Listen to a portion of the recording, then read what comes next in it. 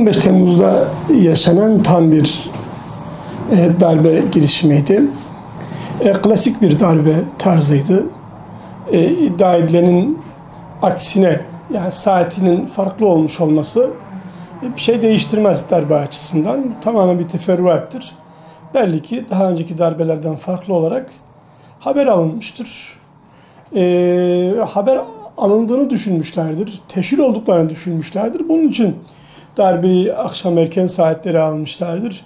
Onun dışında 15 Temmuz'da yaşanan darbe Türkiye'nin klasik darbelerinden bir darbeydi. 12 Eylül'de ne yaşandıysa Türkiye'de, 27 Mayıs'ta ne yaşandıysa, hatta 1908'de İttihat ve Terakki ile ne yaşandıysa 15 Temmuz'da o yaşatılmak istenmiştir. Darbe geleneği Türkiye'de köklü bir gelenektir. Batılıların Türkiye'yi batılılaştırmak için karşılaştıkları engelleri aşma yolunda başvurdukları son yoldur. Ama esaslı ve bilinen bir yoldur. Onlar bu memleketi kendilerine benzetmek istemişlerdir. Bu memleket onlara benzemek istememiştir. Onlar istedikleri yöneticileri yönetici yapmak istemişlerdir. Bu memleketi o yöneticileri yönetici tayin etmek istememiştir. Buna karşılık değişik yollara başvurulmuştur. Ama son çözüm olarak darbeyi düşünmüşlerdir. 27 Mayıs'ta olduğu gibi, hatta ifade ettim 1908'de olduğu gibi, 12 Eylül'de olduğu gibi aynı yola başvurulmuştur. Bu seferki farkı yapılmak istenen başarılamamıştır. Eğer bunlar bilselerdi ki 28 Şubat gibi postmodern bir yöntemle Türkiye'deki o nizam kendilerinin dilediği bir noktaya gelecek, siyasi ortam demem lazımdı belki, siyasi ortam diledikleri noktaya gelecek bir postmodern darbe yaparlardı. Eğer bilselerdi ki bunlar 12 Mart 1971'de olduğu gibi bir muhtıra ilanıyla Başbakan istifa eder, siyaset teslim olur, bunun böyle olacağını bilselerdi böyle yaparlardı. Şimdi 17-25 Aralık'ta bunu bu sefer hukuk darbesi olarak yapmak istediler. Hakimleri devreye koyarak, daha önce Anayasa Mahkemesi yoluyla yaptıklarını bu sefer yerel mahkemelere yaptırarak, hem de üstelik rencide edici bir yöntemle, çünkü Anayasa Mahkemesi meseleyi siyasi olarak ele alıyordu. Bu sefer tamamen yüz kızartıcı suçlar kapsamında meseleyi ele alarak 17-25'te kısmen siyasi İslam davası hariç yüz kızartıcı suçlar kapsamında mesele ele alınarak Türkiye'de halka rağmen bir yönetim değişikliği yapılmak istendi. Halkın iradesi burada yok sayılmak istendi. Batı kendi dilediğini dayatmak istedi ve daha önce daha çok böyle ulusalcı, seküler, laik kesimi kullanırken bu sefer sadece aktör değiştirdi. O laik, seküler kesimin yerini FETÖ denen bir yapı aldı. Halk buna müsaade etmedi. Meydanlara inerek müsaade etmedi. Meseleyi engelledi.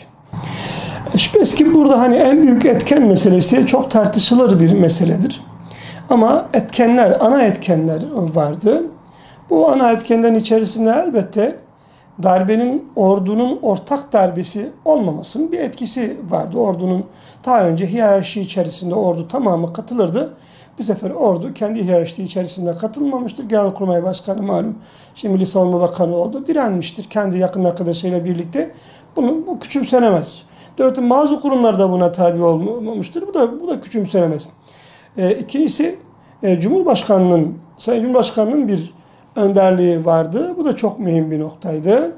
Ve bunun yanında ama en büyük etken, eğer illa etkenler arasında bir sıralama yapılacaksa halkın cesaretle meydanlara inmeseydi. Zira Genelkurmay Başkanı derdest edilmişti.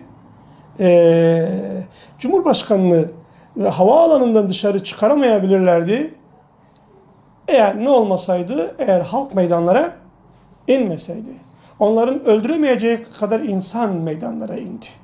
onların öldürerek bitiremeyecekleri kadar çok şahıs ben buradayım ve size karşıyım, sizi istemiyorum dedi. O güçten, o meydanlardaki muazzam görüntüden ürktüler, geri adım atmak zorunda kaldılar. Türkiye'de şeyler hariç, solcular hariç, Kemalist kesimler hariç hemen hemen bütün kesimler vardı ama en öndekiler şüphesiz ki dindar insanlardı, İslami camialardı. Zaten şehitlerin bağlarına bakıldığında hemen hemen her şehidin bağlı olduğu bir camia vardır. Dolayısıyla her İslami camia burada meydanda var olmuştur. Onlar öncülük etmişlerdir. Eğer ana kitle İslami camialar meydanlarda oluşturmasalardı Türkiye'de hiçbir grup, hiçbir yapı meydanları dolduramazdı. Bu camiaların disiplini içerisinde onların çağrısıyla meydandayken yine o disiplini koruyarak gelen insanlar kararlılıkla orada durarak bu neticenin alınmasını sağladılar. Burada İslami camiaların tamamı malum meydanlardaydı. Bunun hangi taraf olursa olsun hepsi oradaydı. Seküler kesimlerin ise tamamına yakını meydanların dışındaydı. Eğer seküler sayılacaksa onlar kendilerini bir kısmı saymıyorlar çünkü. Daha çok milliyetçilerin dindar kesimleri meydanlardaydı. Milliyetçilerin dindar olmayan kesimleri de meydanda değillerdi. Onlar da perde arkasında belki darbeyi alkışladılar. Nasıl HDP'lisi darbeyi alkışlamışsa kim bugün seküler milliyetçilik yapan, burada parti ismi vermeyeyim malum kendi partilerinden ayrıldılar. Bilmem yeni bir parti kurdular, oradaki bazı isimlerin isim vermeyeyim. Kim onları meydanlarda gördü? Bu ana akım milliyetçilerdi bunlar. Milliyetçiliğin böyle hani eski tabiri caizse üst kesimleriydi bunlar. Bunlar meydanlarda yoktu. Bu dindar kesimi böyle tehzil eden, alay eden isimlerin hiçbiri yoktu. Burada var olanlar elbette dindar camialardı. Dindar camialar bir bütün halinde zaten verdikleri şehitlerle de gösterdikleri üzere bedenlerini kurşunlara siper ederek bu hasılatın oluşmasını sağladılar. Avrupa bir şok yaşadı, şok oldu. Batı Amerika'sıyla, Avrupa'sıyla şok oldu. Onlar bu darbenin mutlaka başarıya ulaşacağını düşünüyorlardı. Yani ordu içerisindeki gücün darbe yapabileceğine, buna karşılık halkın darbeye karşı koyamayacağına inanıyorlardı. Bunun için darbenin mutlaka başarılı olacağını düşünüyorlardı. İlk yaptıkları açıklamalarda bizzat dinledim. Gerek Fox TV'nin gerek diğerlerinin bu yöndeydi. Ama sonra darbe başarıya ulaşamadığında bir hayal kırıklığı yaşadılar. Neden başarıya ulaşamadığını sorgulamaya çalıştılar ve doğrusu Batı hala çok iyi anlayabilmiş değil. Bu darbenin nasıl oldu da? Çünkü Batı meseleye sadece maddi imkanlarla bakıyor. Doğrusu bu silahsız halkın bu tank, top kullanan ordu karşısına çıkamayacağını düşünüyorlardı. Çıkmış olmasına bir çılgınlık, bir delilik olarak değerlendiriyorlar. Eğer bir delilikse evet 15 Temmuz'da deliler, çılgınlar o akıllı diye kendilerini, kendi akılları diye atfettikleri kişileri yendiler. Eğer bu bir delilikse o deliliğin coşkusu, heyecanı onların üretilmiş aklını yenmiştir. Peki hocam aslında bahsettiğiniz dış yansıması buydu. Peki iç yansıması nelerdi? Şimdi darbenin iç yansımasında şüphesiz ki darbeyi zaferi çalma gibi bir oyunla biz karşı karşıya geldik. Biz 15 Temmuz'dan sonra 15 Temmuz'da hani işlerin yolunda gittiğini görüp de meydanlara inenler bütün faaliyetleri bilmem bir Facebook, bir Twitter mesajından ibaret olanlar o şehit verenler kendi acılarıyla uğraşırken hasılat toplamaya kalkıştılar. Aslında dediler bu darbeyi biz engelledik. Sahte kahramanlar ürettiler. Devletin bir şaşkınlık içerisinde olması, halkın bir şaşkınlık içerisinde olmasını kullandılar. Bundan istifade etme yoluna gittiler. Hatta böyle Yavuz hırsız ev sahibini bastırır misali geri dönüp darbeyi engelleyen İslami camiaları aslında her İslami FETÖ'yü de İslami camia sayarak her İslami camia aynıdır. Her cemaat aynıdır. Hepsi darbecidir diye bu zaferin sahiplerini mahkum etmeye çalıştılar. Bu yönde çok da ciddi bir söylem, tehlikeli bir söylem geliştirdiler. Hala ne yazık ki İslami camialar bunun etkisinden kurtulabilmiş değillerdir. İslami camialar bu yönde çok yönlü bir zarara uğramışlardır. Bu söylemden dolayı bunun etkileri ne yazık ki devam etmektedir. Yani bir kere ortaya çıkan bilgilere göre bunlar gözaltına alacakları kişileri toplamak üzere futbol sahaları ayarlamışlar. Şimdi gözaltına alacağı şahısları futbol sahalarında toplamayı düşünen bir junta şüphesiz ki çok vicdansız bir junta olacaktı. Dolayısıyla şüphesiz ki on binlerce kişi değil, yüz binlerce kişi gözaltına alınacaktı, işkenceye uğrayacaktı. Türkiye'de bir kaos ortamı meydana gelecekti. Öte yandan burada İslam alemine dayatılan bir husus vardır. Şimdi İslam aleminde ne Türkiye ne başka bir devlet henüz Batı'ya %100 kafa tutabilecek durumda değildir. Türkiye ben Batı'ya ait hiçbir şey istemiyorum, Batı'nın karşısındayım, Batı'nın düşmanıyım falan diye bir izah vermiş değil, böyle bir açıklama yapmış değil. Ama gerek Türkiye, gerek hatta son dönemde Pakistan, hatta Cezayir, Sudan'ı, hatta Fas'ı yeni katıldı bu sürece. Malezya'sı, Endonezya'sı diyorlar ki üzerimizde çok geliyorsunuz. Artık bağımsızlığımızı anlamsızlaştıracak kadar bizi eziyorsunuz diyorlar.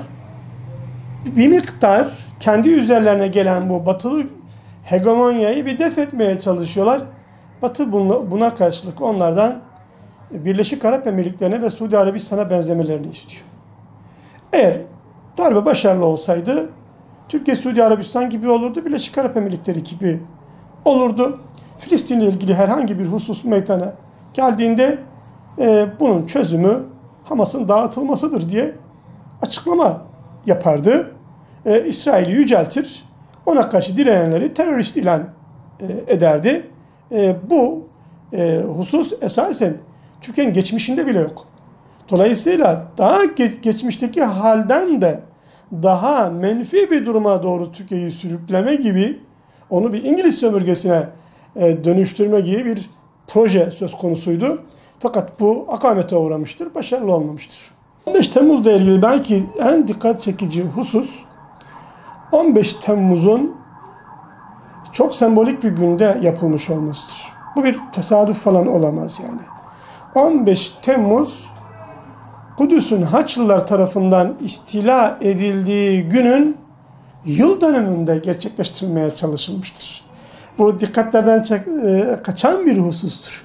Bu 15 Temmuz'un arkasındaki aktörlerin düşünülmesi açısından son derece önemli bir husustur. Dikkate alınması gereken bir husustur. Öte yandan 15 Temmuz'dan dolayı, 15 Temmuz'daki direnişlerinden dolayı burada aşırı ulusalcı, sosyalist kesimlerin, gazetecilerin, kimi uyduruk muhafazakar gazetecilerin hedefi haline gelen İslami camialarla ilgili mutlak bir şekilde artık böyle bir değişime ihtiyaç vardır. 15 Temmuz'u def edenler onur edilmeyi hak ediyorlar, yerilmeyi değil. FETÖ'nün bir cemaat gibi değerlendirilmesi doğru değildir. İslami tarikat ve cemaatlere yönelik bu halkın zihninde uyandırılan kuşkunun izale edilmesi, Türkiye'nin karşılaşacağı böyle bir yeni bir tehdidi savması açısından elzemdir. Mutlaka olmalıdır. Fotoğraf detay görüntü alalım biraz.